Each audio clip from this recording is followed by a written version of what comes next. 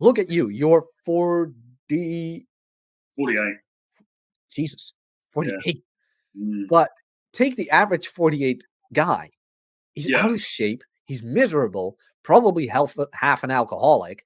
Just Well, I'm every that.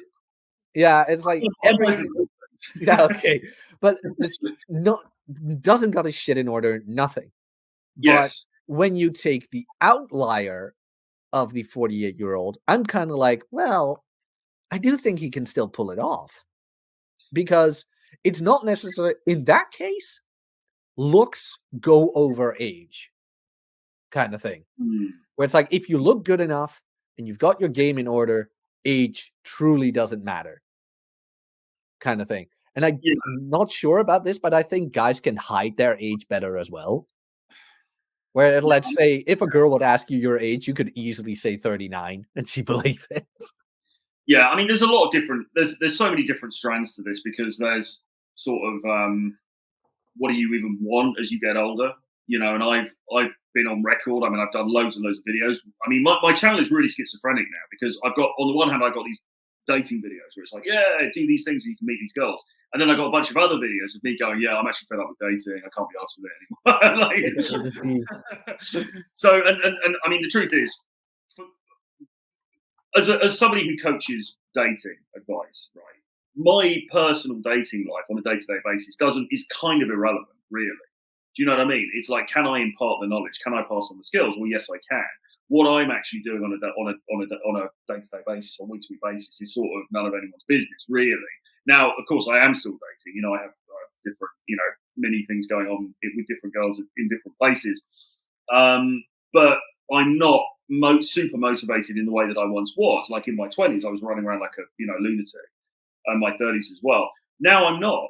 And this is just me. Maybe it's probably different for other people. My desire is less. I'm not as bothered about the whole fantasy of like, oh, what am I going to do when I'm 55? Oh my god, could I? I'm just like, well, whatever. I'll probably just be writing them. I'm not that bothered. So your desire may change over the course of your life. Is it possible to date women who are younger than you when you are an older guy? Yes, absolutely. 100%. There's different cultures as well where different things are, is it going to be somewhat more straightforward for you to do that in, say, Latin America? Yes. So there's a lot of moving parts to this, if you know what I mean. It's not just a straight question because it's like, do you want to do it in the first place? If you do, is it possible? Well, yes, it is, but with certain caveats. And secondly, where are you trying to do it? Are you trying to do it in bloody, I don't know, Los Angeles? It may be tricky unless you're Leo. If you're trying to do it in Bogota, that could be a different matter. Sorry, very long answer there. But, no, that's okay. I mean, I love the perspective. I'm just very interested in it because, like, I'm still not happy with the situation I have now. I don't want to change that, and that could take a couple of years, kind of thing. And I'm not. Look, I'd love to have a main plate, but nothing more than that. I don't want to cohabitate right now and shit like that. But I'm just wondering, like, oh, what will the world look like in? I'm 32 right now. I keep forgetting. It's like in 8 years, where it's like, okay, then I'm 40. Well, I have the healthy habits. I don't do excessive drinking or whatever. I still train. I walk every day. I've got the fasting. I've got that down. Like, I wonder if I can still do it then at my 40s, or should I clock out? Should I cash out of the casino right now? Where it's like, oh, find a girl before I end up lonely, kind of thing. But I don't know. Mate, you've got many years left. I wouldn't worry about that just now. Chad was saying, okay, then I'm 40. Well, I have the healthy habits. I don't do excessive drinking or whatever. I still train. I walk every day. I've got the fasting. I've got that down. Like, I wonder if I can still do it then at my 40s, or should I clock out? Should I cash out of the casino right now? Where it's like, oh, find a girl before I end up lonely, kind of thing. But I don't know. Mate, you've got many years left. I wouldn't worry about that just now. Chad was saying, have tried having LTR as some sort of a break? Well, no, I mean, I've had LTRs. Yeah, absolutely. I've had LTRs. So yes, I have. Dating can be draining if kept up for a while. I've been there myself. Yeah, no, it can be draining for sure. But I've had LTRs. I'm not really in a place now where I want an LTR. And again, this came up on the show last night because one girl was saying, well, I don't know, I can't remember the full context, but she was basically asking about this. And I was like, well, I don't really, I had an LTR a couple of years ago that I came out of. And since then, I just haven't really wanted to get into another one for various reasons. Partly because of the nature of my work. I'm traveling around a lot, not really very conducive to it. But there's other reasons as well. And that's just me. Do you know what I mean? And I'm trying to find a different model, basically, for how to live one's life as a guy who is of the age I am. And I think it's possible. I think you can date, you can have some some fun time, some intimacy, some connection. You can also predominantly be single, and you can work on the projects you want to work on. And for me, sounds pretty good, really. Mm-hmm.